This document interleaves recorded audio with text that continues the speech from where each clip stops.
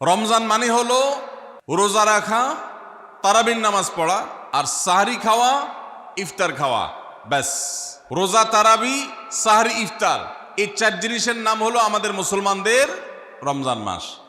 অথচ আমাদের প্রিয় নবী সাল্লাল্লাহু আলাইহি ওয়াসাল্লাম রমজান মাসে এই 4 কাজের বাইরে আরো অনেক আমল, অনেক কর্মসূচি, অনেক কার্যতালিকা, অনেক আমলের তালিকা তিনি আমাদেরকে দিয়েছেন, যেটা আমরা মুসলমানরা অনেকেই জানি না। তো আজ আমরা নবী করিম সাল্লাল্লাহু আলাইহি সাল্লাম আমাদেরকে রমজান মাসে যে সমস্ত আমল করতে বলেছেন, আমরা সেই সমস্ত আমলের কথা আপনাদের সঙ্গে খুব সংক্ষেপে শেয়ার করব ইনশাআল্লাহ।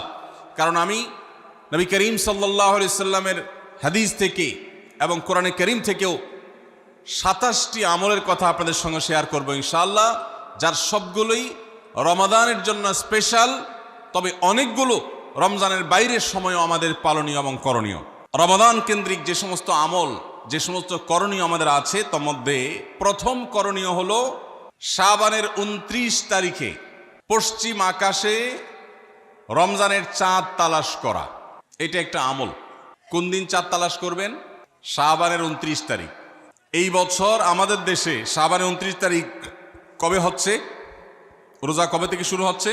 তাহলে 29শে শাবান সন্ধ্যায়, যেদিন থেকে রোজা হওয়ার সম্ভাবনা আছে, সেই দিন সন্ধ্যায় মাগরিবের আগে পশ্চিম আকাশের দিকে চাঁদ অনুসন্ধান করার চেষ্টা করে তাকাবেন।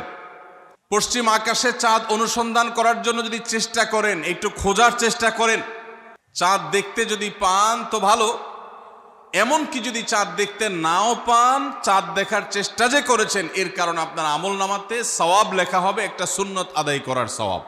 ভাইরা আমার, আমরা আমাদের ছেলেবেলায়, আমাদের শৈশবে রমজানের আনন্দ আঁচ করতাম পশ্চিম আকাশের চাঁদ দেখে। ঈদের আনন্দের সূচনা এবং শুরুই হতো ঈদের চাঁদ দেখার মধ্য দিয়ে। এমন একটা সময় আমরা এখন এসে পৌঁছেছি, যেই সময়ে সবাই চাঁদ তালাশ করে, কিন্তু সেটা আকাশে না, ফেসবুকে। ঠিক না বে ঠিক? চাঁদ কি ফেসবুকে উঠে না আকাশে উঠে? তাহলে সবাই যদি ফেসবুকে চাঁদ তালাশ করেন, আকাশে চাঁদ দেখবে কে? ও ইসলামী ফাউন্ডেশনের হেলাল কমিটি, চাঁদ দেখা কমিটির কিছু মানুষ, তাদের উপরে নির্ভর করে 18-20 কোটি মানুষ তারা ফেসবুকে তাকায় আস। এটা খুবই দুর্ভাগ্যজনক একটা বাস্তবতা। নবী করিম সাল্লাল্লাহু আলাইহি সাল্লামের হাদিসটা আমরা লক্ষ্য করি, তিনি বলেছেন, সুমু লিরুইয়াতিহি ওয়া আফতিরু লিরুইয়াতিহি, তোমরা চাঁদ দেখে সিয়াম সাধনা করবে, চাঁদ দেখে রমাদান উদযাপন করবে, চাঁদ দেখে রমাদানের ইবাদত বন্দেগী করবে, আর চাঁদ দেখে তোমরা ঈদ উদযাপন করবে। চাঁদ দেখে তিনি আমাদেরকে রোজা রাখতে বলেছেন, অতএব চাঁদ দেখতে হবে কি হবে না? ভাইরা আমার, বিলুপ্ত হওয়া মৃত প্রায় সুন্নাহগুলোর মধ্যে থেকে একটা হলো চাঁদ তালাশ করার সুন্নাহ। এটা ফরজে কিফায়া, মুসলিম সমাজের কেউ যদি না করে সবাই গুনাহগার হবে। এটা খুবই রিস্কি একটা বিষয়, দুর্ভাগ্যজনক একটা বিষয় যে 20 কোটি মানুষের রমজান মাত্র মুষ্টিমেয় কয়েকজন মানুষের দেখার উপর নির্ভর করবে। ভাইরা আমার, আমরা পশ্চিম আকাশে চাঁদ দেখার চেষ্টা করব ইনশাআল্লাহ। যদি চাঁদ দেখতে পান আপনি, তাহলে নবী সাল্লাল্লাহু আলাইহি সাল্লামের সেখানে একটা দোয়া পড়বেন, আল্লাহুম্মা আহিল্লাহু আলাইনা বিল ইয়ুমনি ওয়াল ঈমান ওয়াস সালামাতি ওয়াল ইসলাম রব্বি ওয়া রাব্বুকাল্লাহ। চাঁদকে লক্ষ্য করে বলবেন, চাঁদের সাথে কথা বলবেন। চাঁদ আপনার কথা হয়তো বুঝবে না, কিন্তু আল্লাহর এরকম সৃষ্টি যারা আমাদের কথা বুঝতে পায় না, তাদেরকে লক্ষ্য করে কিছু বলার মানে হলো আপনি মূলত আপনার মনের আকুতিকে প্রকাশ করছেন। চাঁদকে লক্ষ্য করে নবী সাল্লাল্লাহু আলাইহি সাল্লাম চাঁদ দেখলে পড়তেন, আল্লাহুম্মা আহিল্লাহু আলাইনা বিল ইয়ুমনি ওয়াল ঈমান। হে আল্লাহ, এই যে চাঁদ আমি দেখতে পাচ্ছি, এই চাঁদের পুরো মাসটাকে যে আমার জন্য বরকত এবং ঈমান দিয়ে পরিপূর্ণ করে দিন। এই চাঁদ পুরো মাস জুড়ে থাকবে, অতএব এই পুরো মাস জুড়ে এই চন্দ্র মাসে আমি আপনার কাছে আমার জীবনে প্রভূত বরকত, কল্যাণ এবং ঈমান আপনার কাছ থেকে চাই। ওয়াস সালামাতি ওয়াল ইসলাম, এবং আমি নিরাপত্তা চাই এই চাঁদ, এই চান্দ্র মাস আমার জন্য যেন নিরাপদ হয় এবং ইসলামের সাথে যেন এই মাস আমি অতিবাহিত করতে পারি, ইমানের সাথে যেন অটল অবিচল থাকতে পারি। রব্বি ও রব্বুকাল্লাহ, হে চাঁদ, তোমার সৃষ্টিকর্তা পালনকর্তা আর আমারও পালনকর্তা এক আল্লাহ। ভাইরা আমার, চাঁদ দেখার চেষ্টা করা যাবে তো ইনশাআল্লাহ? সোশ্যাল মিডিয়াতে আপনি চাঁদের খবর খোঁজেন, দোষ নাই, কিন্তু আমরা সবাই যদি সোশ্যাল মিডিয়াতে চলে যাই, পশ্চিম আকাশে চাঁদটা দেখবে কে? দুর্ভাগ্য। মসজিদ মাদ্রাসার ছাত্ররা, ওলামা একরাম, তারাও চাঁদ তালাশ করতে দেখা যায় খুবই কম, খুবই নগণ্য। আল্লাহ তাআলা আমাদের সবাইকে মৃত প্রায় সুন্নাহকে জিন্দা করার তৌফিক দান করুন। এই বছর 29শে রমাদান শুক্রবারে হবে না শনিবারে হবে? কে কে চাঁদ দেখবেন হাত তোলেন। আল্লাহ আমাদের সবাইকে চাঁদ দেখার তৌফিক দান করুন। মৃত সুন্নাহকে জিন্দা করার নিয়ে তো চাঁদ দেখবেন ইনশাআল্লাহ। আল্লাহ আমাদের সবাইকে আমল করার তৌফিক দান করুন। ভাইরা আমার, তাহলে রমজান কেন্দ্রিক প্রথম আমল পেয়ে গেলাম, প্রথম কর্মসূচি পেয়ে গেলাম, সেটা হলো শাবানের শেষ তারিখে পশ্চিম আকাশে চাঁদ তালাশ করবো ইনশাআল্লাহ। নাম্বার 2, রমজানের দ্বিতীয় আমল, যেটা রমজানের প্রধান আমল মূলত, কি সেটা বলেন দেখি। রমজানের প্রধান আমল কি ভাই? রোজা রাখা। মাশাআল্লাহ, উত্তর সঠিক। রমজান মাসের প্রধান আমল হলো রোজা রাখা। রোজা রাখার চাইতে মাসের বড় কোনো আমল হতে পারে না। রোজা রাখা রমজানের সুন্নত না মুস্তাহাব? ফরজ। ফরজ মানে হলো আল্লাহর সেই নির্দেশ, যেই নির্দেশ লঙ্ঘন করলে জাহান্নামের শাস্তি অবধারিত, জাহান্নামের শাস্তি এড়ানো যাবে না, যে নির্দেশ মান্য করা আবশ্যক, এরকম একটি ফরজ। ইসলামের স্তম্ভ কয়টা ভাই? 5টা। নবী করিম সাল্লাল্লাহু আলাইহি সাল্লাম বলেছেন, বুনিয়াল ইসলামু আলা খামস, ইসলাম দাঁড়িয়ে আছে 5টি ফাউন্ডেশনের উপরে, 5টি খুঁটির উপরে, 5টি ভিত্তির উপরে। সেই 5টি ভিত্তির 1 নম্বর হলো শাহাদাতি আল্লাহ ইলাহা ইল্লাল্লাহ ওয়া আন্না মুহাম্মাদান রাসূলুল্লাহ, আল্লাহ ছাড়া ইবাদত এবং উপাসনার উপযুক্ত আর কেউ নাই, আর মুহাম্মদ সাল্লাল্লাহু আলাইহি সাল্লাম আল্লাহর পাঠানো রাসূল, এই কথার সাক্ষ্য মুখে দেওয়া, এটা হলো 1 নম্বর স্তম্ভ। স্তম্ভ নম্বর 2, 5 ওয়াক্ত নামাজ আদায় করা। স্তম্ভ নম্বর 3, যাকাত আদায় করা, যাদেরকে আল্লাহ সামর্থ্য দিয়েছেন, সচ্ছলতা দিয়েছেন। স্তম্ভ নম্বর 4, হজ করা। স্তম্ভ নম্বর 5, রমজানের রোজা রাখা। তবে অনেক হাদিসে রমজানের রোজাকে 4 নম্বরে আর হজকে 5 নম্বরে রাখা হয়েছে। তাহলে রমজান মাসের রোজা রাখা এটা শুধু ফরজ না, মৌলিক ফরজ। নবী করিম সাল্লাল্লাহু আলাইহি সাল্লাম বলেছেন, যদি কেউ জীবনে একটি রোজাও শরিয়া গ্রাহ্য ওজর ছাড়া কেউ যদি ভঙ্গ করে, রোজা না রাখে, রমজানের পরে যদি সে সারা জীবনও রোজা রাখে, দায় মুক্ত হয়তো হয়ে যাবে, সে কাজা আদায় করেছে, কাফারা আদায় করেছে, দায় মুক্ত হয়তো হয়ে যাবে, কিন্তু রমজানের একটা রোজা রেখে আল্লাহর কাছে যে পরিমাণ মর্যাদার অধিকারী হওয়ার কথা, সারা জীবন রোজা রেখেও রমজানের ওই একটা রোজার ক্ষতিপূরণ করা সম্ভব নয়। এই জন্য সবাই রমজান মাসে ফরজ রোজা রাখবো তো ইনশাআল্লাহ। সকল প্রাপ্তবয়স্ক সুস্থ ইমানদারের জন্য রমজানের রোজা রাখা ফরজ। ভাইরা আমার, পৃথিবীতে আজ অনেক বিজ্ঞানী রোজা বা ফাস্টিং এর উপরে গবেষণা করে অনেক বড় বড় পদক, অনেক বড় বড় পুরস্কার জিতেছে। এখন ডাক্তাররাও আমাদেরকে বলে যে একটা সময় আমরা যেন ফাস্টিং করি, একটা সময় আমরা যেন না খেয়ে থাকি, এটা আমাদের স্বাস্থ্যের জন্য ভালো। নবী সাল্লাল্লাহু আলাইহি সাল্লাম সেই 1500 বছর আগে আল্লাহর দেয়া বিধান আমাদেরকে জানিয়েছেন। রমজানে পুরো মাস রোজা, শাবানে মুহররমে বেশি বেশি নফল রোজা, সোমবার বৃহস্পতিবার সাপ্তাহিক রোজা, চাঁদের 13, 14, 15 আইয়ামে বীজের মাসিক রোজা। নিয়মিতভাবে এই রোজা, এই সিয়ামগুলো যদি পালন করি আমরা, তাহলে আল্লাহর সন্তুষ্টি এবং জান্নাত লাভ যেমন হবে, ঠিক একইভাবে আমরা দুনিয়াতে সুস্থ সবল থাকতে পারবো। আমাদের শরীরে অতিরিক্ত যে চর্বি তৈরি হয়, বিশেষ করে আজকের বিশ্ব বাস্তবতায়, এই চর্বিগুলোকে বার্ন করার জন্য রোজার কোনো বিকল্প নাই। যদিও চর্বি বার্নের উদ্দেশ্যে রোজা রাখলে সে রোজা রোজা নয়। আমাদের উদ্দেশ্য হবে আল্লাহর সন্তুষ্টি অর্জন, পাশাপাশি পার্থিব উপকারিতা এমনি পেয়ে যাব। আল্লাহ আমাদের সবাইকে রমজান রোজা রাখার তৌফিক দান করুন। ভাইরা আমার, নবী করিম সাল্লাল্লাহু আলাইহি ওয়াসাল্লাম তিনি বলেছেন, যে ব্যক্তি রমজানে ঈমান এবং ইখলাসের সাথে আল্লাহকে খুশি করবার জন্য রমজান রোজা রাখবে, আল্লাহ তার পূর্বের সমস্ত গুনাহ মাফ করে দিবেন। অনেক যুবক আছেন গ্যাস্ট্রিকের অজুহাতে, অনেকে আছেন প্লাস্টিকের অজুহাতে রোজা রাখেন না। কারো গ্যাস্ট্রিক, কারো প্লাস্টিক। সামান্য একটু রোজা রাখতে যে যুবক পারে না, সে নিজেকে মুসলিম দাবি করে কোন মুখে? মাত্র 12-14 ঘন্টা যে না খেয়ে থাকার মতো চ্যালেঞ্জ নিতে পারে না, সে আবার কিসের মুসলমান দাবি করে নিজেকে? এই জন্য ভাইরা সবাই রোজা রাখবো তো ইনশাআল্লাহ। বাসা বাড়িতে বাচ্চাদেরকে কৈশোর বয়স থেকে তাদেরকে রোজা রাখতে শেখাবেন। সাহাবায়ে কেরাম আশুরার রোজা পর্যন্ত বাচ্চাদেরকে রাখাতেন এবং তাদেরকে খেলনা দিয়ে ভোলাতেন, রোজা রাখতে তাদের সাহায্য করতেন। আজ এমন এক প্রজন্ম আমরা গড়ে তুলছি, যেই প্রজন্ম শুধু ভোগ শিখেছে, ত্যাগ শিখে নাই। বাচ্চা কাচ্চাদেরকে দেখবেন মা বাপ বড় বড় মোবাইল, স্মার্টফোন তাদের হাতে তুলে দিচ্ছেন। তারা মুখ দিয়ে কোনো কথা বললেই সেটা নেওয়ার জন্য, কেনার জন্য বাপ মা অস্থির, ব্যাকুল হয়ে যাচ্ছেন। তাদেরকে সংগ্রাম, ত্যাগ, চ্যালেঞ্জ নেওয়া, এগুলো তাদেরকে শেখাচ্ছেন না। মনে রাখবেন, ভোগ করতে কোনো যোগ্যতার দরকার হয় না, ত্যাগ করতে যোগ্যতার দরকার হয়। ভোগ করতে সবাই পারে, ত্যাগ করতে সবাই পারে না।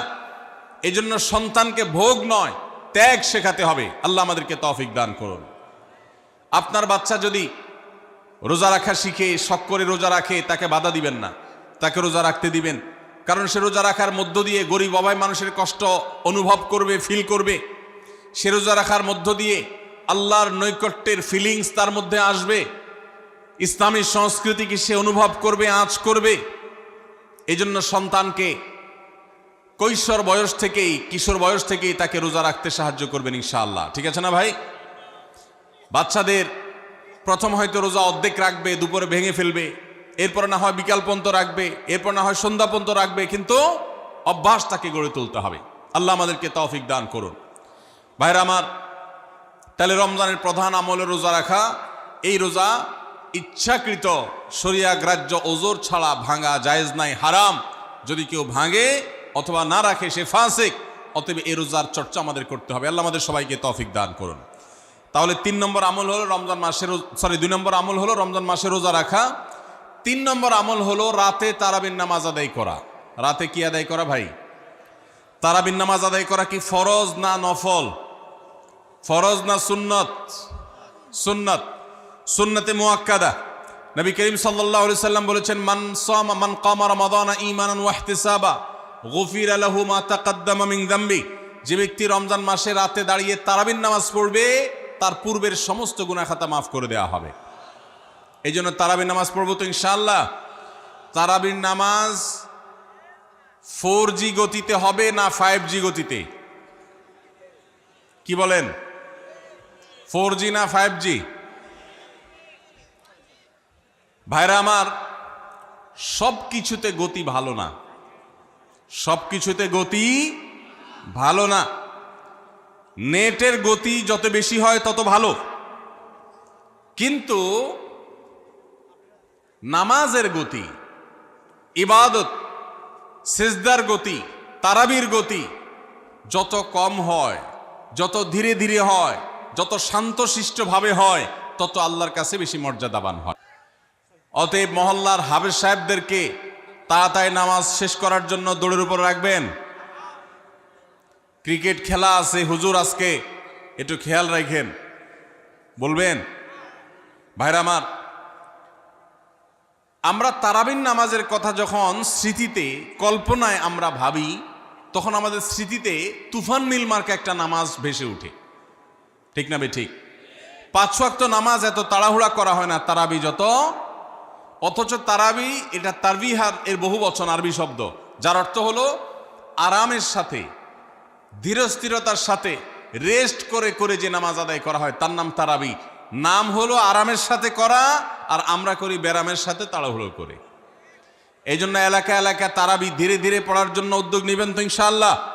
ইমাম সাহেবদেরকে, হাফেজ সাহেবদেরকে উদ্বুদ্ধ করবেন, ভাই হুলস্থুল করবেন না, কি পড়েন কিচ্ছু বুঝি না, এমন টান দেন শেষে যায় শুধু ইয়ালামুন তালামুন, আর এটা শুনে মনে করেন যে এখন স্টপ হয়েছে, এখন রুকুতে যাইতে হবে। এই নামাজ কি নামাজ? এটা তামাশা। ভাইরা আমার, স্পিডে তারাবি না পড়ে যদি একটু ধীরে তারাবি পড়া হয়, সর্বোচ্চ 15 থেকে 20 মিনিটের ডিফারেন্স হবে, এর বেশি না।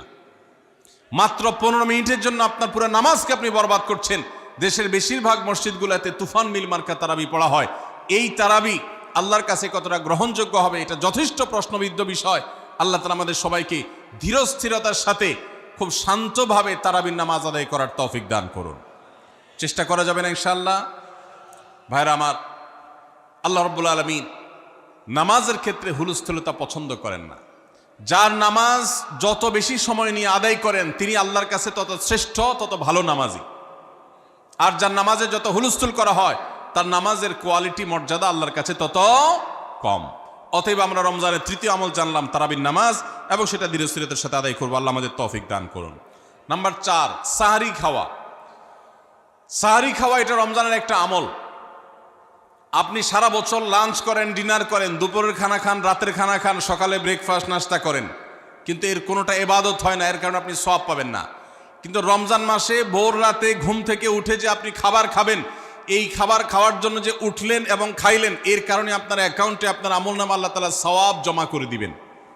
আপনি রিওয়ার্ড পাবেন, বিনিময় পাবেন। কেন? কারণ নবী করিম সাল্লাল্লাহু আলাইহি সাল্লাম বলেছেন, তাসাহহারু ফাইন্না ফিস সাহুরি বারাকাহ। তোমরা সাহারির খাবার খাবে ভোর রাতে। রোজার মাসে রোজা রাখতে গিয়ে সাহারির খাবার খাবে। কেন? কারণ সাহারির যে খানা, এই খানাতে আল্লাহ তাআলা বরকত রেখেছেন। এই খানা খাইলে তার জন্য আমাদের স্পিরিচুয়াল, আধ্যাত্মিক বিভিন্ন রকমের উপকারিতা আল্লাহ তাআলা এর মধ্যে নিহিত রেখেছেন। এর মধ্যে খাদ্য শক্তি আছে, আমাদের এনার্জি হবে শরীরে, রোজা রাখতে সহজ হবে। এর পাশাপাশি সাহারির খাবারে আলাদা একটা বরকত আছে, শেফা, বহুবিধ উপকারিতা আমাদের শরীরের, আমাদের মনের জন্য আল্লাহ তাআলা রেখেছেন। এই জন্য সাহারি খাওয়াটা আলাদা একটা ইবাদত। যদি আপনার সন্ধ্যা রাত্রে বেশি খাওয়া হয়ে যায়, সাহারিতে খানা খাওয়ার মতো মুড না থাকে, অন্তত এক ঢোক পানি, একটা খেজুর, সামান্য কিছু খেয়ে হলেও আপনি সাহারি খাবেন এবং তাতে আপনি সওয়াব পাবেন। কোনো কারণে যদি সাহারি খেতে না পারেন, রাতে উঠতে পারেন নাই, অ্যালার্ম বাজছে কিন্তু শুনেন নাই, উঠে দেখেন ফজরের আজান হয়ে গেছে, তাহলে ওই দিনের রোজা কি হবে নাকি হবে না? হবে। মাশাআল্লাহ, বগুড়া মানুষ মাসালা জানে, দেখা যায় রোজা হয়ে যাবে ইনশাআল্লাহ। কারণ এই সাহারি খাওয়াটা ফরজও না, ওয়াজিবও না, এটা সুন্নত। সুন্নত ছুটে গেলে ইবাদত হয় না, ব্যাপারটা সেরকম না। 5 নম্বর আমল হলো, সাহারি তো খাবো ঠিক আছে, কিন্তু সেটা শেষ সময়ে খাওয়া, দেরিতে খাওয়া। সাহারি কি আগে খাবেন না শেষের দিকে খাবেন? শেষের দিকে। কেন? কারণ নবী করিম সাল্লাল্লাহু আলাইহি সাল্লাম বলেছেন, লা ইয়াজালুন নাসু বিখাইরিন মা আজ্জালুল ফুতুর ওয়া আখারুস সাহুর। এই উম্মত, মুসলিম জাতি ততদিন পর্যন্ত কল্যাণের উপর প্রতিষ্ঠিত থাকবে, তারা কল্যাণকে স্পর্শ করতে পারবে যতদিন পর্যন্ত তারা সাহারি তাড়াতাড়ি খাবে না দেরিতে খাবে? দেরিতে খাবে। আর ইফতার তাড়াতাড়ি করবে। তাহলে সাহারি দেরিতে খাওয়া হলো সুন্নত। আমাদের দেশে গ্রামে অনেক মুরব্বীরা এখনো আছেন, রাত 12টা, 1টা, 2টা বাজে সাহারি খেয়ে শুয়ে থাকেন। তারা চিন্তা করেন পরে খাইতে গেলে আবার বর্ডার ক্রস হয়ে যায় কিনা, সীমা লঙ্ঘন হয়ে যায় কিনা, রিস্ক নেওয়ার দরকার কি, এই জন্য 12টার সময় খেয়ে রাখি। এটার কারণে সাহারি খাওয়ার সওয়াব পাবেন ঠিকই, কিন্তু দেরিতে সাহারি খাওয়ার যে সুন্নত, সেই সুন্নত আদায় হবে না। এই জন্য দেরিতে খাবেন। দেরিতে খাওয়ার মানে আবার এরকম দেরি না যে আপনি আর মুয়াজ্জিন সাহেব দুজন কম্পিটিশন করছেন, আপনার হাতে খাবারের প্লেট আর মুয়াজ্জিনের হাতে মাইক, আপনি আগে শেষ করেন আর মুয়াজ্জিন আগে আজান দিবে, কম্পিটিশন চলছে। এত দেরি করে একেবারে লাস্ট মিনিট পর্যন্ত খাওয়া সুন্নত নয়। কথা কি বুঝাতে পারছি? কয়েক মিনিটের গ্যাপ রেখে তারপরে খাবার শেষ করবেন। কারণ নবী করিম সাল্লাল্লাহু আলাইহি সাল্লাম সাহারি খেয়ে শেষ করে ফজর নামাজ শুরু করতেন, এর মধ্যে 50টা আয়াত পড়ার মতো গ্যাপ রাখতেন, অর্থাৎ প্রায় 10 মিনিটের মতো একটা গ্যাপ থাকতো। এই জন্য আমরা একটা গ্যাপ রেখে তারপর সাহারি শেষ করব। অর্থাৎ ফজরের আজান যদি হয় উদাহরণস্বরূপ 5টা 25-এ বা 30-এ, তাহলে আমরা 2-4 মিনিট আগে সাহারি খেয়ে শেষ করবো ইনশাআল্লাহ। তাহলে সাহারি দেরি করে খাওয়া, শেষের দিকে খাওয়াটা সুন্নত। আল্লাহ আমাদেরকে আমল করার তৌফিক দান করুন। রমজান মাসে সাহারির নামে একটা নতুন নাটক শুরু হয়েছে এদেশে, সেটার নাম হলো সাহারি পার্টি। আপনারা শুনেছেন? বিশেষ করে শহরের ছেলেফেলেরা, ইউ পোলাপান, তারা আজকাল ভোর রাতে বন্ধু বান্ধব সহ রেস্টুরেন্টে গিয়া সাহারি পার্টির আড্ডা বাইর করছে। শয়তানি এবং ফাইজলামির আর কোনো জায়গা নাই, সাহারির জন্য পার্টি বাইর করছে, তাও আবার ছেলে মেয়ে একসাথে মিলেমিশে। ভাইরা আমার, সাহারি খাওয়া ইবাদত, এবং সাহারির এই সময়টা দোয়া কবুলের সময়, তাহাজ্জুদের সময়। আল্লাহ তাআলা দুনিয়ার আকাশ থেকে ডেকে ডেকে বান্দাকে ক্ষমা করেন। এই সময়টাতে আড্ডাবাজি করা, এটা হতভাগা ছাড়া আর কারোর কোনো কাজ হতে পারে না। এরপরে 6 নম্বর আমল হলো ইফতার করা। রোজা রেখেছেন কিন্তু ইফতার করেন নাই, রোজা হয়ে যাবে কিন্তু সুন্নাত আদায় হবে না, এজন্য ইফতার করা একটা সুন্নাত। আল্লাহ তাআলা আরহামুর রাহিমিন, এমন একটা মাস রমজান মাস, সারা বছর কিন্তু আমরা নাস্তা করি, সারা বছর যেটা নাস্তা করি রমজানে সে নাস্তাই করি। পার্থক্য হলো সারা বছর নাস্তা করি সকালে, রমজান নাস্তা করি সন্ধ্যায়।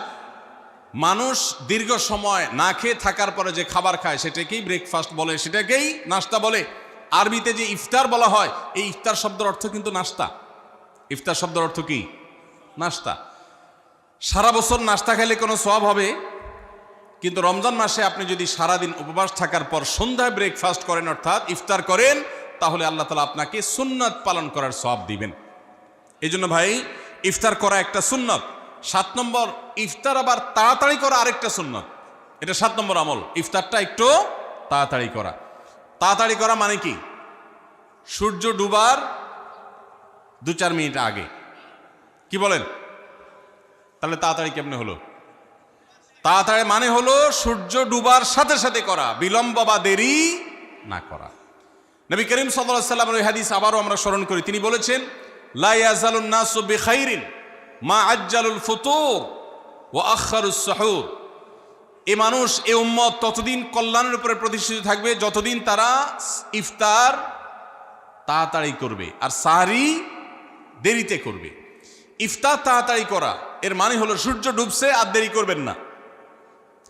শিয়ারা এবং ইহুদিরা, তাদের মধ্যে রোজা আছে, ফাস্টিং আছে, তারা সেই রোজায় ইফতার করে হলো চতুর্দিক অন্ধকার হয়ে যাওয়ার পর, সূর্য ডুবার পর পর ইফতার করে না।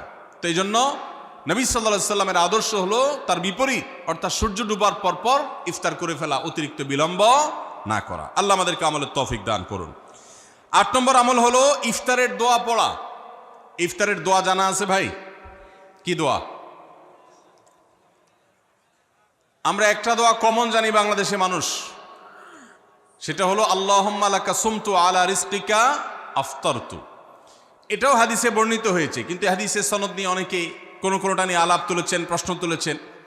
আল্লাহুম্মা লাকা সুমতু মানে হলো, হে আল্লাহ, আপনার উদ্দেশ্যে রোজা রেখেছি, ওয়া আলা রিজকিকা আফতারতু, এবং আপনার দেওয়া রিজিক দিয়ে ইফতার করেছি।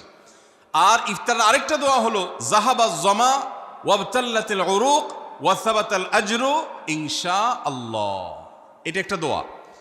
যদি এগুলো দোয়ামূলক নয়, আমরা দোয়া বলছি, এটা মূলত আল্লাহর কাছ থেকে একটা প্রত্যাশা। এর অর্থ হলো যাহাবাজ জামা, আমার পিপাসা দূর হয়ে গেছে, ওয়াবতাল্লাতিল উরুক, আমার শিরা উপশিরাগুলো সব সিক্ত হয়ে গেছে, ওয়াসাবাতাল আজরু ইনশাআল্লাহ, এবং আল্লাহ চাহেন তো এই রোজার বিনিময় আমার সাব্যস্ত হয়ে গেছে আল্লাহর কাছে, এটা স্থির হয়ে গেছে। এটা হলো ইফতারের দোয়া। ইফতারের দোয়াটা কি ইফতারের আগে করব না পরে করব? ইফতারের দোয়াটা যারা ইফতারের আগে করার পক্ষে তারা হাত তোলেন। অল্প সংখ্যক মানুষ, আর বাকিরা সবাই কি পরের পক্ষে না মাঝখানের পক্ষেও আছেন লোক? সব পরের। মাশাআল্লাহ, সব সূক্ষ্ম সূক্ষ্ম মাসআলা দেখি গাবতলী মানুষ জানে, মাশাআল্লাহ, অনেক অগ্রসর দেখা যায়। আল্লাহ আমাদের সবাইকে দ্বীনের জন্য কবুল এবং মঞ্জুর করুন, মাশাআল্লাহ। ভাইরা আমার, ইফতারের দোয়াটা ইফতারের পরে করতে হয়, যেটা বেশিরভাগ মানুষ জানে না, কিন্তু আমি অবাক হলাম যে এখানে বেশিরভাগ মানুষ আপনারা জানেন, মাশাআল্লাহ, নলেজেবল মানুষ, বোঝা গেছে। ইফতারের দোয়ার অর্থের দিকে তাকালেই তো বোঝা যায় এটা আগে না পরে। দোয়ার অর্থের মধ্যে তাকালে আমরা দেখতে পাচ্ছি যে আল্লাহ শিরা উপশিরা সিক্ত হয়ে গেছে, পিপাসা দূর হয়ে গেছে, এগুলো তো ইফতারের পরেই হয়। অবশ্য আমি অর্থ আগে বলে দিছি, সেটা দেখে হয়তো আপনারা অনেকে বুঝে ফেলছেন, মাশাআল্লাহ। তো যাই হোক, ইফতারের শুরুতে বিসমিল্লাহ বলে ইফতার করব, আর শেষে এই দোয়া পড়ব। আল্লাহ আমাদেরকে আমলের তৌফিক দান করুন। 9 নম্বর হলো সাহরি এবং ইফতারে খেজুর খাওয়া। খেজুর দিয়ে সাহরি ইফতার করা। ইফতারে আপনি অন্য যা খান না খান, খেজুর দিয়ে খাবেন। নবী সাল্লাল্লাহু আলাইহি সাল্লাম আদা পাকা আদা খেজুর দিয়ে ইফতার করতেন, যেটাকে রোতাব বলা হয়। আর যদি সেটা না পাওয়া যেত সাধারণ যে কোনো খেজুর, সেটাও না পাওয়া গেলে একটু পানি খেয়ে তারপর তিনি ইফতার করতেন। আমরা ইফতারে খেজুর খেতে হয় সুন্নাহ, এটা আমরা জানি, কিন্তু যেটা জানি না সেটা হলো সাহরিতে খেজুর খাওয়া। ভোর রাতে সাহরিতে খেজুর খাওয়া সুন্নত, এটা আগে কে কে জানতেন? হাত তোলেন। আগে জানতেন? মাশাআল্লাহ, হাত নামান। গত বছর রমজানে সাহরিতে ভাত তরকারি যাই খাইছেন না খাইছেন, একটা হলো খেজুর খাইছেন, কারা কারা হাত তোলেন? মাশাআল্লাহ, এদিকে সব আমল করা মানুষ, মাশাআল্লাহ। তাহলে তার ওয়াজ টোয়াজের কোনো দরকার নাই। এত নলেজেবল মানুষ, এত আমলদার মানুষ যদি এলাকায় থাকে, তাহলে ওয়াজের দরকারটা কি? আল্লাহ আমাদের সবাইকে আমলের তৌফিক দান করুন। ভাইরা আমার, ইফতারে খেজুর খাওয়া যেমন সুন্নাত, সাহরিতেও খেজুর খাওয়া সুন্নাত, কিন্তু খেজুর খাওয়া কোনো ফরজ ওয়াজিব না। খেজুরের দাম বেশি হয়ে গেছে, আপনি কিনতে অপারক। যদি একটা খেজুরও পুরো রমজানে না খান, আপনার রোজার কোনো অসুবিধা হবে। তবে নবী সাল্লাল্লাহু আলাইহি সাল্লাম যেহেতু ইফতার এবং সাহরিতে খেজুর খেতেন, আর খেজুরে প্রচুর পরিমাণ সুগার আছে, উপকারী, যেটা মানুষের স্বাস্থ্যের জন্য উপকারী, প্রচুর পরিমাণ এনার্জি আছে, খাদ্য শক্তি আছে, সারাদিন রোজা রেখে আমাদের যে সুগারের ঘাটতি হয় সেটা পূরণ করার জন্য সহায়ক হয়। এই জন্য সাহরি এবং ইফতারে খেজুর খাওয়া এমনিতেও উপকারী। আর নবী সাল্লাল্লাহু আলাইহি সাল্লামের সুন্নাত, তিনি বলেছেন নি'মা সাহুরুল মুমিনি আত-তামার, ইমানদারের সাহারির আইটেমের মধ্যে সবচেয়ে বেস্ট উত্তম হলো খেজুর। এই জন্য অন্য যাই খান না খান, একটু হলো, এক পিস হলো খেজুর খাবেন, ইনশাআল্লাহ সুন্নাত আদায় করার নিয়তে খেলে এই সুন্নাতটা আদায় হয়ে যাবে, আল্লাহ তাআলা তা চাহেন তো। তাহলে 9 নম্বর আমল পেলাম হলো সাহরি এবং ইফতারিতে খেজুর খাওয়া। 10 নম্বর আমল হলো সকল প্রকার পাপাচার বর্জন করা, গুনাহের কাজ থেকে বিরত থাকা। এইটা হলো রমজান মাসের দ্বিতীয় সর্বোচ্চ গুরুত্বপূর্ণ আমল।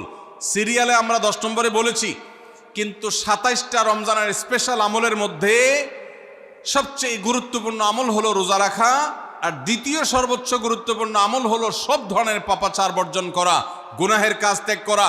যদি কেউ রমজানে রোজা রাখে, আবার চোখ দিয়ে হারাম জিনিস মোবাইলে দেখে, স্ক্রিনে দেখে, পত্রিকার পাতায় দেখে, অফলাইনে দেখে, পরনারীর দিকে তাকায় থাকে, সে যদি কান দিয়া হারাম জিনিস শুনে, গান বাদ্য, এই সমস্ত কিছু সে যদি উপভোগ করে, তাহলে তার এই রোজা আর উপোস থাকার মধ্যে কোনো পার্থক্য। মনে রাখবেন, রোজা শুধু পেটের হয় না, রোজা চোখের হয়, রোজা কানের হয়, রোজা হাতের হয়, রোজা মুখের হয়, রোজা শরীরের প্রত্যেকটা অঙ্গ প্রত্যঙ্গের হয়। একজন মানুষ যখন তার পুরো শরীরের রোজা করে, সে যখন সকল অঙ্গ প্রত্যঙ্গ দিয়ে আল্লাহর আনুগত্য করে, আল্লাহর নাফরমানি থেকে বেরিয়ে আসে, তখন সে সত্যিকারের রোজাদার হয়। আর যে শুধুমাত্র দিনের বেলায় পানাহার বর্জন করে, যৌনাচার বর্জন করে, আর সমস্ত পাপাচার অপকর্ম সে যথারীতি অন্য সময়ের মতো রমজান মাসেও করে, এই রোজাদার পেটের রোজা রেখেছে, কিন্তু তার শরীরের অন্য অন্য অঙ্গ প্রত্যঙ্গগুলো আল্লাহর কথা শুনে নাই, সো সেগুলো কিন্তু রোজা রাখে নাই। এই রোজা আল্লাহর কাছে মাকবুল এবং গ্রহণযোগ্য রোজা হতে পারে না। অতএব আমরা রমজান মাসে সব ধরনের গুনাহের কাজ বর্জন করবো তো ইনশাআল্লাহ। প্রিয় ভাইরা আমার, রোজা কিন্তু আমাদের সাথে কথা বলে। রোজার ভাষা আমরা অনেকে জানি না, কি বলে সেটা অনেকে বুঝি না, কিন্তু রোজা আমাদের সাথে কথা বলে। কি কথা? সিয়াম শব্দের অর্থ, আমরা যেটাকে রোজা বলছি সেটা কোরআনের ভাষায় বলা হয় সিয়াম, হাদিসে বলা হয়েছে সেটাকে সওম বা সিয়াম। এই সওম বা সিয়াম একই শব্দ, এর অর্থ হলো বিরত থাকা। এর অর্থ হলো কি ভাই? বিরত থাকা, ব্রেক দিতে জানা। আল্লাহ রাব্বুল আলামিন রোজার মতো ইবাদত দিয়েছেন আমাদেরকে জীবনে ব্রেক দেওয়ার অভ্যাস গড়ে তোলার জন্য। আমরা যেন ব্রেক দিতে শিখি, আমরা যেন থামতে শিখি, আমরা যেন নিজেদেরকে নিয়ন্ত্রণ করতে শিখি। ইসলামের যে বৈশিষ্ট্য, ইসলামের যে বিউটি, ইসলামের যে সৌন্দর্য, সেটা হলো ইসলাম পৃথিবীর মানুষকে আত্মনিয়ন্ত্রণ করবার কথা বলে। আজ ভোগবাদী পৃথিবীর যেদিকে তাকাবেন, চতুর্দিকে দেখতে পাবেন শুধু ভোগের হাতছানি। দুনিয়াটা মস্ত বড়, খাও দাও আর ফুর্তি করো, শুধুমাত্র ফুর্তি, ফুর্তি এবং ফুর্তি, ভোগ এবং ভোগ এবং ভোগ। গোটা পৃথিবী আপনাকে ভোগের কথা বলবে, ত্যাগের কথা বলবে না। ইসলাম আপনাকে ত্যাগের কথা বলে। আপনি ঈদ উদযাপন করবেন, ঈদ উল ফিতর, সেখানে পর্যন্ত ইসলাম বলে আগে গরিবের বাসায় ফিতরা পৌঁছাবে, তারপর তুমি ঈদগাহে যাবে, ঈদের আনন্দ করবে। আপনি কোরবানির ঈদে পশু জবাই করে গোশত খাবেন, উৎসব করবেন, ইসলাম বলে ভালো কথা তুমি উৎসব করবে, তোমাকে উৎসব করতেই দেওয়া হয়েছে, কিন্তু আগে গরিবের বাসায়ও গোশত পাঠাবে ঈদের, সেটা নিশ্চিত করবে, তার পাশাপাশি তুমি ঈদ উদযাপন করবে। আমরা যে রমজানের রোজা রাখি, এই রোজা আমাদেরকে বিরত থাকার কথা বলে। সেই বিরত থাকাটা কি? সেটা হলো আমরা যখন রোজা রাখি আমাদের পিপাসা হয়, আমাদের ক্ষুধা লাগে, পিপাসা হয়, আবার হাতের সামনে হয়তো পানিও আছে, আমার ক্ষুধা লাগে, হাতের সামনে হয়তো খাবারও আছে, কেউ দেখছেও না, সিসি ক্যামেরাও নেই, বদ্ধ রুমে কক্ষের মধ্যে, কিন্তু আমি রোজাদার। কোন রোজাদার রোজার মধ্যে খায়, পান করে? কেন? কারণ সে জানে আল্লাহ নিষেধ করেছেন। আমরা যখন ইফতার সামনে নিয়ে বসে থাকি সন্ধ্যাবেলায়, ভাইরা আমার, সারা বছর নাস্তা তো আল্লাহ তাআলা কম হোক বেশি হোক সবাইকে করার তৌফিক দেন, আমরা সবাই তো কম বেশি নাস্তা করি। সারা বছর আপনি যদি বুফে গিয়ে 100 আইটেমের নাস্তা দিয়েও আপনি খাবার গ্রহণ করেন, সকালের ব্রেকফাস্ট আপনি খান,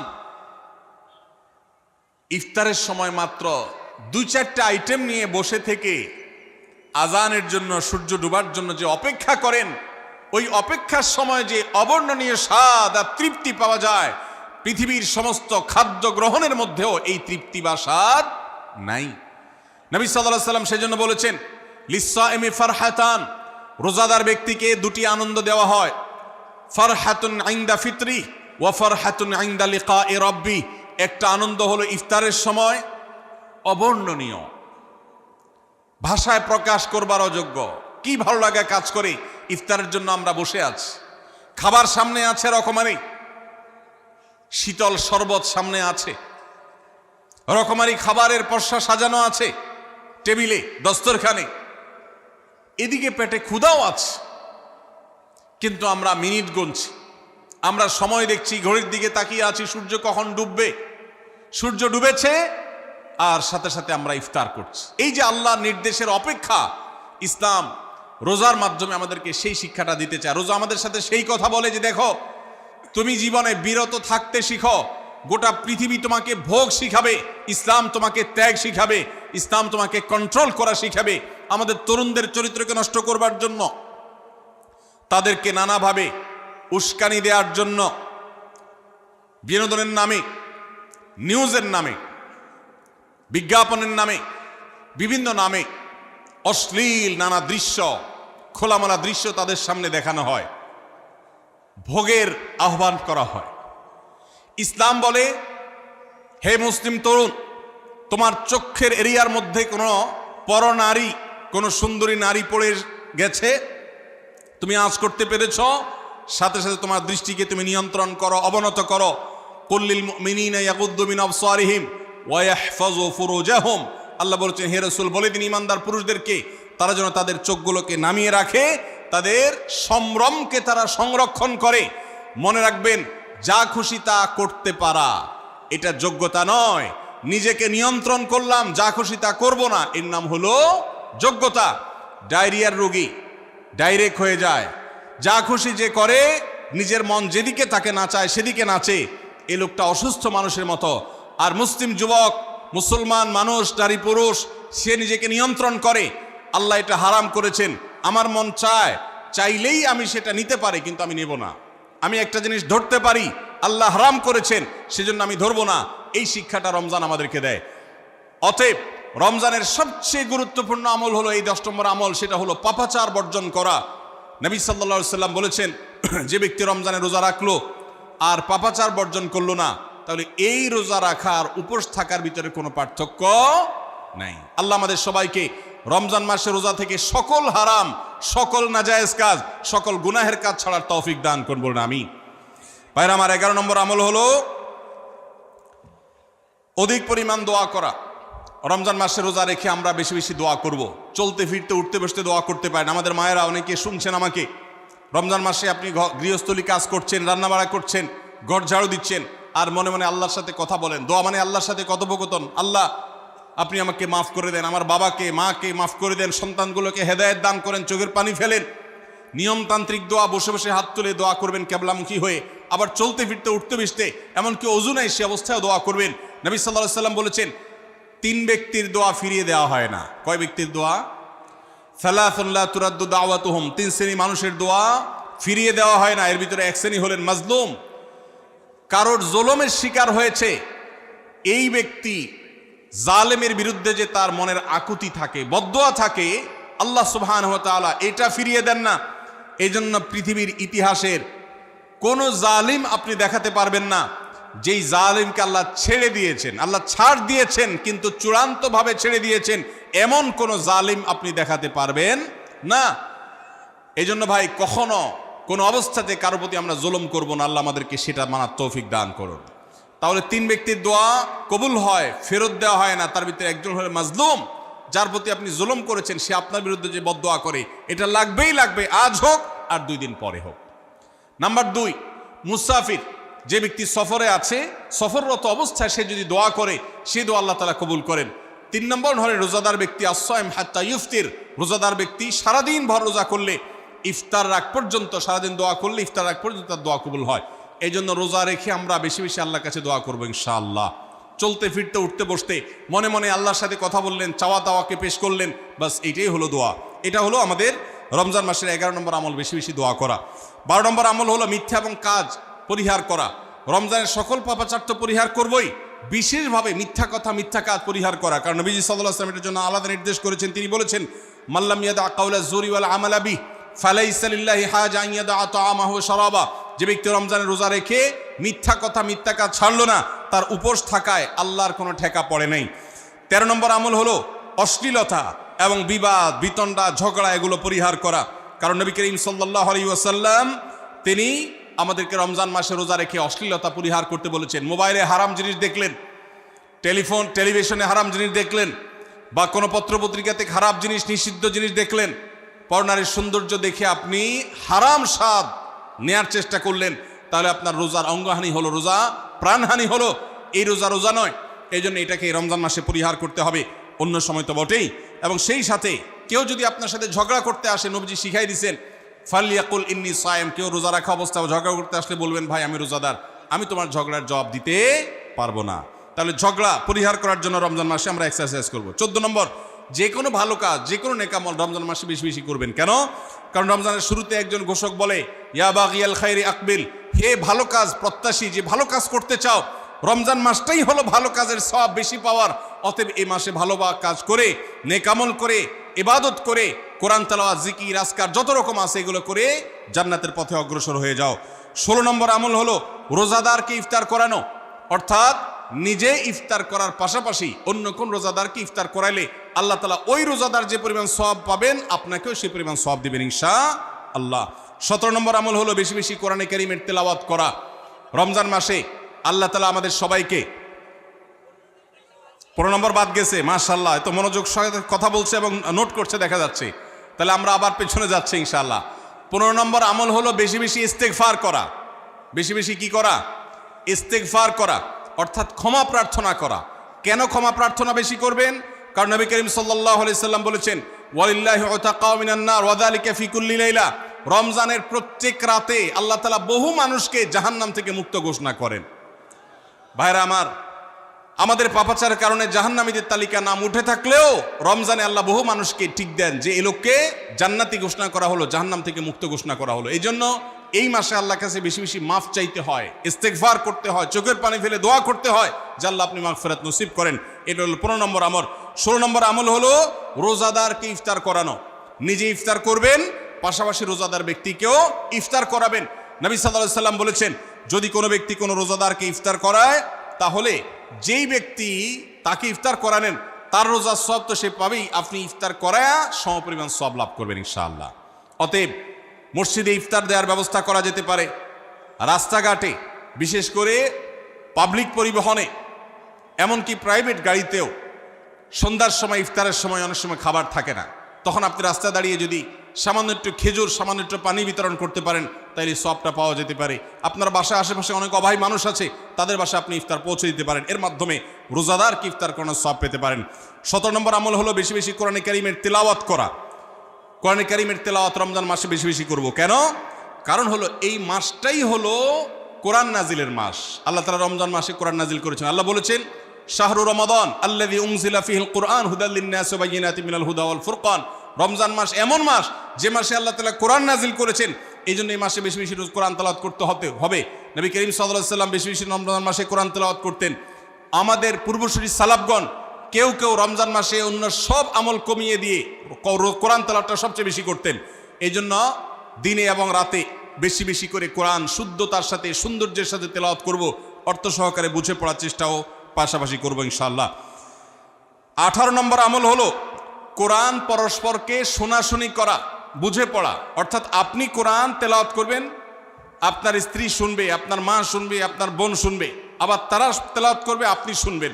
আমরা তারাবির নামাজে এক পক্ষীয় তেলাওয়াত শুনি, হাফেজ সাহেব তেলাওয়াত করেন, আমরা শুনি, কিন্তু আমরা তেলাওয়াত করে আরেকজন শুনবে, এটা হয় না। নবী সাল্লাল্লাহু আলাইহি সাল্লাম রমজান মাস আসলে জিবরিল ফেরেশতার সাথে কোরআন শোনাশুনি করতেন। জিবরিল তেলাওয়াত করতেন, নবীজি শুনতেন, আবার আমাদের নবীজি তেলাওয়াত করতেন, জিবরিল শুনতেন। এটা একটা সুন্নত। এই সুন্নতটা বিলুপ্ত হয়ে গেছে, এটা নিয়ে চর্চা নাই। এই জন্য আমরা এটা বাসা বাড়িতে নতুন করে জিন্দা করব। আল্লাহ আমাদেরকে তৌফিক দান করুন। 19 নম্বর আমল হলো দান সাদাকা বেশি বেশি করা। নবীজি সাল্লাল্লাহু আলাইহি সাল্লাম এমনিতেই প্রচুর পরিমাণ দান করতেন, কিন্তু রমজান আসলে তার দানশীলতার পরিমাণ আরো বেড়ে যেত।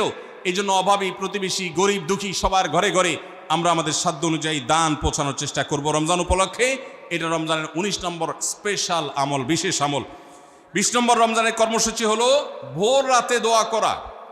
কারণ সারা বছর ভোর রাতে তাহাজ্জুদের নামাজ পড়া বা দোয়া করার সুযোগ আমাদের হয় না, কিন্তু রমজানে সাহরি খেতে তো এমনি উঠেন, অতএব এই টাইমে দোয়া কবুল হয়। 24 ঘন্টার ভিতরে দোয়া কবুলের সবচেয়ে মোক্ষম সুযোগ, সবচেয়ে আদর্শ সময় হলো এই তাহাজ্জুদের সময়টা। ভাইরা আমার, ঢাকার একটি বড় কোম্পানি, বাংলাদেশের সবচেয়ে বড় শিল্প প্রতিষ্ঠান বললে ভুল হয়তো হবে না, অন্তত এটুকু বলা যায় যে প্রথম 3-4টি বড় প্রতিষ্ঠানের একটি। এরকম একটা প্রতিষ্ঠানের একজন কর্মকর্তা বছর 2-3 আগে আমার সাথে হঠাৎ দেখা। তিনি আমাকে দেখে বেশ আবেগ আপ্লুত হলেন এবং অনেকটা জড়িয়ে ধরলেন এবং বললেন, ভাই, আপনার একটি আলোচনা থেকে আমার জীবনের ভিতরে এমন এক পরিবর্তন আসছে যেটা অকল্পনীয়, অভাবনীয়। হয়ে জানতে চাইলাম কোনটা সেটা। তখন তিনি বললেন, ভাই, আমার জীবনে এমন একটা রোগ হয়েছে, যেই রোগ ট্রিটমেন্ট করার জন্য দেশে বিদেশে বিভিন্ন জায়গায় গিয়েছি, কোনো চিকিৎসা এর আমি পাই নাই। শেষ পর্যন্ত আশাহত হয়ে চাকরি ছেড়ে দিয়ে, শহর ছেড়ে দিয়ে গ্রামে গিয়ে বসবাস করা শুরু করছি এবং মৃত্যুর জন্য অপেক্ষা করছি। এর মধ্যে আপনার একটা আলোচনার ক্লিপ আমার চোখের সামনে আসলো সোশ্যাল মিডিয়ায়, তো এটা শুনলাম। সে আলোচনাটা ছিল আল্লাহর কাছ থেকে অসাধ্য সাধন করার সময় হলো ভোর রাত তাহাজ্জুদের সময়। আমি এই আলোচনা পুরোটা শোনার পর ওই রাতেই আমি ঘুম থেকে উঠে ভোর রাতে তাহাজ্জুদ পড়ে আল্লাহর কাছে বুক ভাসিয়ে মন ভরে কাঁদলাম, দোয়া করলাম। ওই ভাই বললেন যে আমি এত দোয়া করলাম, দোয়া করতে করতে দীর্ঘ সময় আমি পরিতৃপ্ত হলাম, আমার দোয়া শেষ হয়ে গেল। এরপর দোয়া করে শেষ করার পর ফজর নামাজের সময় হয়ে গেছে, আমার ফিল হলো, অনুভব হলো যে আমার শরীরে আর কোনো রোগবালাই এখন মনে হয় নাই। এবং তিনি গত 2 দিন আগেও তার সাথে আমি দেখা করলাম ঢাকায়, গতকালকে দেখা করলাম, 2 দিন আগে না, মাত্র 1 দিন আগে দেখা করলাম। তিনি এখন সুস্থ সবল হয়ে আবার তার চাকরিতে ফিরে গিয়ে স্বপদে সমহিমায় আছেন। তিনি এক সহকর্মীকে ডেকে আমার সামনে বলছেন, এই তোমরা বলো তো, আমি আগে শারীরিকভাবে বেশি ফিট ছিলাম নাকি এখন বেশি ফিট? তখন তার সহকর্মী আমার সামনে বলছে, স্যার, আপনি আগে অনেক বেশি রাগারাগি করতেন, আপনি হট মেজাজি ছিলেন, অনেক বেশি অসুস্থ হয়ে যেতেন কিছু হলেই, কিন্তু এখন আপনি সে আগের সময়ের তুলনায় অনেক বেশি সুস্থ এবং ফিট। তিনি বললেন, ভাই, ভোর রাতের দোয়ার প্রভাব এত বেশি, তাহাজ্জুদের সময়ের দোয়া এত গুরুত্বপূর্ণ যে এই এক দোয়া আমার জীবনকে আমূল পরিবর্তন করে দিয়েছে। এই জন্য ভাইরা, রমজান মাসে বিশেষ করে যখন তাহাজ্জুদের সময় সাহরি খেতে যখন উঠবেন, সাহরি খাওয়ার পর 10টা মিনিট সময় হাতে রাখেন, বা সাহরি খাওয়ার আগে 10টা মিনিট একটু আগে উঠে উজু করে 2 রাকাত 4 রাকাত নামাজ পড়ে, বা নামাজ পড়ার সময় না থাকলে অন্তত কেবলামুখী হয়ে 2টা হাত তুলে আল্লাহর কাছে একটু চান। নবীজি সাল্লাল্লাহু আলাইহি সাল্লাম বলেছেন, রাতের শেষ প্রহর যখন হয়, দুনিয়ার আসমানে নেমে এসে আল্লাহ বান্দাদেরকে ডেকে ডেকে তাদের প্রত্যেকটা চাওয়া পূরণ করে দেন। এই জন্য ভাইরা, রমজান মাসে সাহরির সময় দোয়া কবুল হয়। রমজান উপলক্ষে বিশেষ করে এই আমলটা, সাহরির সময়ের আমলটা, আমরা দোয়া করার আমলটা করতে পারি। তাহলে 20 নম্বর আমল হলো তাহাজ্জুদের নামাজ এবং ভোর রাতের দোয়া। এটা অন্য সময় করা যায়, কিন্তু রমজানের সুযোগটা বেশি আসে, সেজন্য এটাকে রমজানের স্পেশাল আমল হিসেবে আমরা উল্লেখ করলাম। আল্লাহ আমাদেরকে সবাইকে তৌফিক দান করুন। সাহরি খেতে উঠলে একটু দোয়া করবো তো ইনশাআল্লাহ, 2-4 মিনিটের জন্য হলে দোয়া করব, একাকী নির্জনে আল্লাহর কাছে কেবলামুখী হয়ে। এর চেয়ে বড় দুর্ভাগ্যের বিষয় কি আছে যে আল্লাহ চাওয়ার জন্য ডাকছেন আর আমি অবহেলা করে বসে আছি। ভাইরা আমার, 5 ওয়াক্ত নামাজের জন্য মুয়াজ্জিন আপনাকে ডাকে, কিন্তু ভোর রাতে দোয়া কবুলের জন্য স্বয়ং আল্লাহ আপনাকে ডাকেন। অতএব সাহরি খেতে উঠলে ভোর রাতে সাহরির সময় একটু দোয়া করবো তো ইনশাআল্লাহ। 21 নম্বর আমল উমরা করা। যাদেরকে আল্লাহ তৌফিক দিয়েছেন তারা রমজানে উমরা করবেন, কারণ নবী করিম সাল্লাল্লাহু আলাইহি ওয়াসাল্লাম বলেছেন, উমরাতুন ফি রমাদান তা'দিলু হাজ্জা। রমজানে কেউ উমরা করলে একটা হজের সওয়াব পায়। কোন কোন হাদিসে আসছে তা'দিলু হাজ্জাতাম মাই, নবীজির সাথে হজের সওয়াব পাওয়া যায় রমজানে উমরা করলে। আল্লাহ আমাদেরকে যখন তৌফিক দিবে আমরা তখন সেটা করবো ইনশাআল্লাহ। ঠিক আছে না? নিয়ত করেন, দোয়া করেন, আল্লাহ একসময় তৌফিক অবশ্যই দিবেন। 22 নম্বর আমল হলো রমজানের শেষ 10 দিন মসজিদে ইতিকাফ করা। গুরুত্বপূর্ণ একটা পয়েন্ট, মসজিদে ইতিকাফ করা। খুব মনোযোগ দিয়ে শুনি। রাসূল করিম সাল্লাল্লাহু আলাইহি সাল্লাম রমজানের রোজা ফরজ হওয়ার পর থেকে নিয়ে তার মৃত্যু পর্যন্ত একটি বছরের জন্য রমজানের শেষ দশক মসজিদে ইতিকাফ করা ছাড়া ছিলেন না। একবার তিনি মসজিদে ইতিকাফে বসেছেন, কিন্তু ইমার্জেন্সি একটা কাজে মসজিদ থেকে তাকে বের হতে হয়েছে। এই জন্য তিনি পরের বছর 20 দিন ইতিকাফ করেছেন। 10 দিন হলো ওই বছরের, আর 10 দিন হলো আগের বছরে যে ইতিকাফ ভেঙে ফেলেছেন সেটার ইতিকাফের কাজা। তার মানে হলো নবীজির জীবনে কখনো ইতিকাফ 1 বছর একটা রমজান মাসেও ছাড়েন নাই। এত গুরুত্বপূর্ণ আমল যে রমজানের এই আমলটা তিনি কখনোই ছাড়েন নাই। দুর্ভাগ্য আমাদের, এখানেও হয়তো বেশিরভাগ মুসলমান আমরা জীবনে একবারের জন্য রমজানের শেষ 10 দিন ইতিকাফ করি নাই। যে আমল নবীজি জীবনে কখনো ছাড়েন নাই সেটা আপনি জীবনে একবারও করেন নাই। এর চাইতে বড় হতভাগা উম্মত আর কি হতে পারে? ভাইরা আমার, 3টি আমলের নগদ তৃপ্তি আমি অন্তত অনুভব করি। আমি আমার সে অভিজ্ঞতার আলোকে আপনাদেরকে উদাত্ত আহ্বান করতে চাই, রমজানের শেষ দশকে আপনারা ইতিকাফ করুন। যে 3টি আমলের তৃপ্তি, নগদ স্বাদ, অবর্ণনীয় ভালো লাগা কাজ করে, অন্তর্জগতে প্রশান্তিতে পরিপূর্ণ হয়ে যায়, সেই 3টি ইবাদতের একটি হলো আরাফাতের ময়দানের দোয়া। এটার সাথে কোনো কিছুর কম্পেয়ার হয় না। অবর্ণনীয় এক তৃপ্তি লাগে আরাফাতের ময়দানে দোয়া করতে। দ্বিতীয় হলো সিজদায় গিয়ে চোখের পানি ফেলে আল্লাহর কাছে দোয়া করতে অসম্ভব ভালো লাগা কাজ করে। ভোর রাতে দোয়াতেও একই স্বাদ পাওয়া যায়। আর 3 নম্বর হলো রমজানের শেষ দশকের ইতিকাফ। ইতিকাফ যে একবার করেছে সে জীবনে বারবার করে, তাকে আর ফেরানো যায় না। এই জন্য ভাইরা, রমজানের শেষ দশকে আমরা আল্লাহর ঘরে বসে গিয়ে ইতিকাফ করার চেষ্টা করবো তো ইনশাআল্লাহ। অনেক এলাকায় বৃদ্ধ মানুষ, বুড়া মানুষ বসায় দেওয়া হয় টাকা পয়সা দিয়ে। যে টাকা নিয়ে ইতিকাফ করে সেও গুনাহগার, আর যারা টাকা নিয়ে ইতিকাফে বসায় তারাও গুনাহগার, কারণ ইবাদত টাকা পয়সা দিয়ে চলবে না। রমজানের শেষ দশক মসজিদে ইতিকাফ করবো তো ইনশাআল্লাহ। আল্লাহ আমাদেরকে তৌফিক দান করুন। যুবক ভাইরা, একটাবার বসে দেখেন, অসম্ভব ভালো লাগা কাজ করে। মনে হয় যে আল্লাহর মেহমান আমি, এই ফিলটা হয়, কারণ আল্লাহর ঘরে এসে বসে আছেন আপনি কারোর কাছে কোনো কিছু চেয়েছেন, চাইতে চাইতে একটা পর্যায়ে তার পাও জড়িয়ে বসে গেলেন, একদম বসে গেলেন, তার ঘরের সামনে বসে পড়লেন। ইতিকাফটা অনেকটা এরকম। রমজানের প্রথম 20 দিন আল্লাহর কাছে হাত দিয়ে দোয়া করলাম, আর শেষ 10 দিন একজন মসজিদে গাঁটটি মস্কা নিয়ে পড়ে গেলাম। ব্যাপারটা হলো কারোর পায়ে ধরে পড়ে যাওয়ার মতো। আশা করা যায় ইতিকাফকারীকে আল্লাহ তাআলা ক্ষমা না করে মসজিদ থেকে ফেরাবেন না। এই জন্য ইতিকাফ করার চেষ্টা করবো তো ইনশাআল্লাহ। আমরা ব্যস্ততার অজুহাত দেই। ভাইরা আমার, যে কোনো মুহূর্তে দুনিয়া থেকে চলে যেতে হতে পারে। এই জন্য এই রমজানে প্ল্যান করেন, যত ব্যস্ত হন না কেন। আমি তো আমার সমস্ত ব্যস্ততাকে এক পাশে ঠেলে রেখে আল্লাহ আমাকে যখন থেকে তৌফিক দিয়েছেন রমজানের শেষ দশকে ইতিকাফ ছাড়া বাইরে থাকবো এটা চিন্তাও করি না। এই জন্য যুবক ভাইদেরকে বলবো, প্রত্যেকটা মহল্লাতে 2 জন 5 জন 10 জন করে যুবকরা বসেন, কোরআনের গ্রুপ স্টাডি করেন, কোরআনের পাঠচক্র করেন, নিজেরা কোরআন হাদিসের আলোচনা করেন, রোনাজারি এবং দোয়া করেন। 10টা দিন আল্লাহর সাথে কানেক্টেড হওয়ার চেষ্টা করেন। 12 মাস ইবাদত, দাওয়াতের কাজ, ইসলামের কাজ করবেন, ইনশাআল্লাহ সেখানে বরকত পাবেন। রমজানের শেষ দশকে ইতিকাফ করবেন তো ইনশাআল্লাহ। আল্লাহ আমাদের সবাইকে তৌফিক দান করুন। 23 নম্বর আমল হলো শেষ দশকে ইবাদতের মাত্রা বাড়িয়ে দেওয়া। আমরা উল্টাটা করি। আমাদের দেশে রমজানের প্রথম দশকে মসজিদ ফুল হয়ে, বারান্দা ফুল হয়ে, রাস্তায়ও মুসল্লি দাঁড়ায়। আর 10 রমজান চলে গেলে 20 রমজান পর্যন্ত বাহিরের মুসল্লি কমতে কমতে বারান্দার মুসল্লি কমে ভিতরে চলে আসে। আর শেষ 10 দিনে আসলে, ঈদের দিনগুলো যখন কাছে আসে, তখন 5 ওয়াক্ত নামাজের ওই নিয়মিত মুসল্লি ছাড়া বাকিগুলো সব উদাও হয়ে যায়। নবী সাল্লাল্লাহু আলাইহি সাল্লাম কি করতেন? তার উল্টাটা। আমাদের আয়েশা বলেছেন, কানা ইয়াজিতাহিদু ফীহি মা লা ইয়াজিতাহিদু ফী গায়রি। আমাদের নবীজি সাল্লাল্লাহু আলাইহি সাল্লাম রমজানের শেষ দশকে ইবাদতের জন্য যত কষ্ট করতেন, যত সাধনা করতেন, অন্য কোন সময় ইবাদতের জন্য এত সাধনা করতেন না। অথচ আমরা দেখা যায় শেষ দশক অবহেলা কাটাই। এই জন্য ভাইরা, শেষ দশকে ইবাদতের পরিমাণ আরো বাড়িয়ে দিতে হবে, আমলের পরিমাণ বাড়িয়ে দিতে হবে। এটাই আল্লাহ তাআলার নির্দেশনা, সেটাই রমজানের শেষ দশকের আমল। 24 নম্বর আমল হলো শেষ দশকে পরিবারকে ঘুম থেকে ডেকে তোলা।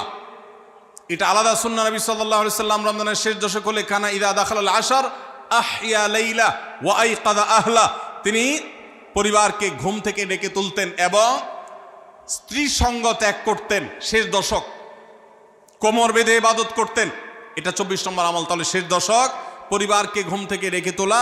নবীজি অন্য কোনো সময় ঘুম থেকে ইবাদতের জন্য ডাকতেন না, নফল নামাজ যার ইচ্ছা সে পড়বে, যার ইচ্ছা পড়বে না। কিন্তু শেষ দশক এত বড় অফার, এত বড় সুযোগ, কারণ লাইলাতুল কদর শেষ দশকে আছে। এই জন্য এই দশকে ইবাদতের জন্য পরিবারকে তিনি ডেকে তুলতেন। তারা শুয়ে থাকুক, তিনি এটা সহ্য করতেন না।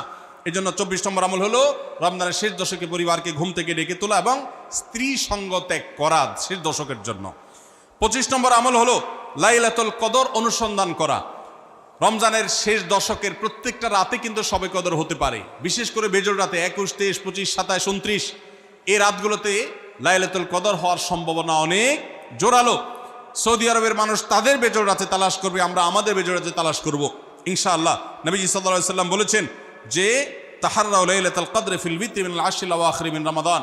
রমজানের শেষ দশকের বেজোড় রাতগুলোতে তোমরা শবে কদর হতে পারে, সে আশা বেশি বেশি করে ইবাদত বন্দেগী করো। লাইলাতুল কদরের ইবাদতকে আল্লাহ বলেছেন লাইলাতুল কদরে খায়রুম মিন আলফি শাহর। 1000 মাস, 1000 মাস ইবাদত করলে যে সওয়াব পাওয়া যাবে, লাইলাতুল কদরের এক রাতের ইবাদতের সওয়াব তার চাইতে বেশি হবে। সেই রাত কোনটা আল্লাহ নির্দিষ্ট করেন নাই। এই জন্য শেষ দশকের প্রত্যেকটা রাতেই ইবাদত করার চেষ্টা করা, স্পেশালি বেজোড় রাতগুলোতে। 26 নম্বর আমল হলো লাইলাতুল কদরের আশায় বিশেষ দোয়া পড়া। সেটা কি? আল্লাহুম্মা ইন্নাকা আফুউন তুহিব্বুল আফওয়া ফাআফু আন্নি। আল্লাহ আপনি ক্ষমাশীল, আপনি ক্ষমাকে ভালোবাসেন, অতএব আমাদেরকে ক্ষমা করে দিন। এটা রমজানের শেষ দশকের প্রত্যেক রাতেই পড়বেন। যে রাতটা একটু শান্ত শিষ্ট, একটু শীতল, একটু বৃষ্টিভাব, একটু লাইলাতুল কদরের আবহাওয়া বোঝা যায়, সেই রাতকে লাইলাতুল কদর আশা করে, প্রত্যাশা করে বেশি বেশি দোয়া পড়বেন, আল্লাহুম্মা ইন্নাকা আফুউন তুহিব্বুল আফওয়া ফাআফু আন্নি। তাহলে 26 নম্বর আমল হলো লাইলাতুল কদরের দোয়া পড়া। আর 27 নম্বর সর্বশেষ আমল হলো ফিতরা আদায় করা। অর্থাৎ রমজান মাসের রোজাতে যদি ভুল ত্রুটি হয়, এটা রিফাইন্ডের কাজ হয়ে যায়, রিফ্রেশমেন্টের কাজ হয়ে যায় ফিতরার মাধ্যমে। প্রত্যেক সচ্ছল ব্যক্তি তার নিজের পক্ষ থেকে, নিজের স্ত্রী এবং নিজের ছোট বাচ্চাদের তরফ থেকে ফিতরা আদায় করবেন। প্রাপ্তবয়স্ক সন্তান থাকলে তারা তাদেরটা আদায় করবে, আর না হলে বাপও তাদেরটা আদায় করতে পারে। ফিতরা স্বরূপ গরিবদের বাসায় একদিনের খাবার এটা পৌঁছে দিতে হবে। এটা হলো ফিতরা। ঈদের নামাজের আগ পর্যন্ত এটা আদায় করার নির্দেশ নবী সাল্লাল্লাহু আলাইহি ওয়াসাল্লাম দিয়েছেন। তাহলে 27 নম্বর আমল হলো ফিতরা আদায়। এটার মাধ্যমে রমজানের আমল শেষ হয়ে যাবে।